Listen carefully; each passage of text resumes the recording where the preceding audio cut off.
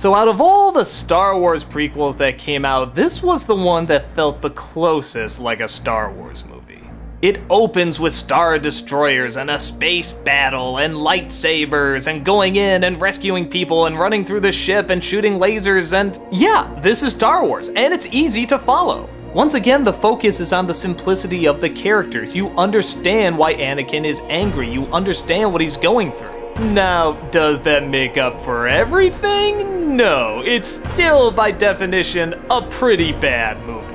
But this is the first time watching it where I said, you know what? I'm glad I saw a Star Wars prequel. There's just enough good things and insight and visuals that made me glad that I paid the money to go see it. It's a few years later and Anakin finds out that Amidala is pregnant. This is already big trouble, but it's going to be even bigger trouble when he has a vision showing that she's probably going to die at childbirth.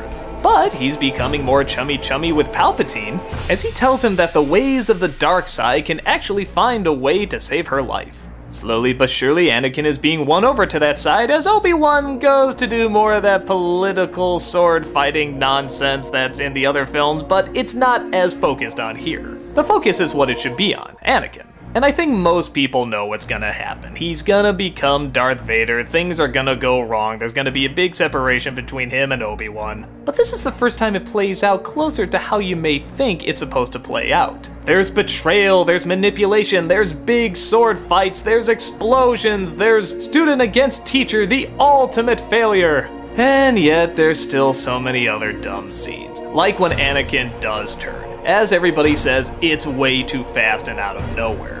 It's one thing to say you want to learn the dark side to save your loved one, but to kill so many people, to completely switch sides and kill young ones or younglings or whatever the hell they're called, it's completely out of nowhere and the acting's not strong enough to support it. But out of all of them, this is probably the most visual storytelling. You could watch this on mute, oh hell, I almost recommend it, and still get an idea of what's going on. It felt more like we're in the Star Wars universe, like it has a history. The scene at the opera where he's giving the backstory and the mythos, that's one of the best moments I've seen in any Star Wars movie. And everybody, whether they're doing a good job acting or not, look the part. Anakin looks amazing. This is what you would imagine a young, angry Darth Vader would look like. But yes, like I said before, I make fun of the moments you make fun of too. Darth Vader shouting, "No!" The stupid romantic dialogue that feels so forced. The plot threads that don't add up, I make fun of it all too. But at the very least, I finally got something that felt a little closer to what these prequels was supposed to be. It is dark, it is brooding, it is gritty. It has big battles and manipulation that you can actually follow this time. Truth be told, it's a movie I don't mind popping in every once in a while. Do I laugh at the stupid scenes? Sure, and do I still point out all the things that don't make sense? Yeah. But the fight scenes and the cinematography and the way it visually tells its story is really, really interesting. By no means perfect, I don't even really think you can say it's good, but it has good things in it, some of them the best out of any of the Star Wars movies, and it's hard for me not to recommend that. The first one's interesting to watch to see just how bad it can be, but you don't really need to see it in order to figure out what's going on here, and the second one is a complete forgettable mess. This is the first one where I felt like I actually learned a little something, or at least what the intention was.